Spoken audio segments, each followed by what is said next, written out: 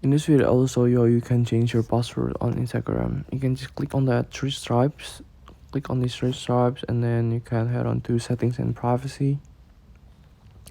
Click on that and then click on account center at the very top of this menu. And on this, you can click on below the account setting. There are accounts, personal details, and password and security. You can click on password and security. And in this menu, it is very obvious that it is to change password. You can click on this to change your password and click on your account.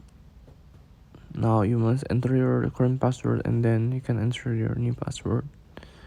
And after this, your password will be changed and you will be locked out of all your sessions except this one to protect your account if anyone is trying to gain access. To remember that your password must be at least 6 characters and should include a combination of number, letter, and special characters. Thank you for watching and see you on the next video.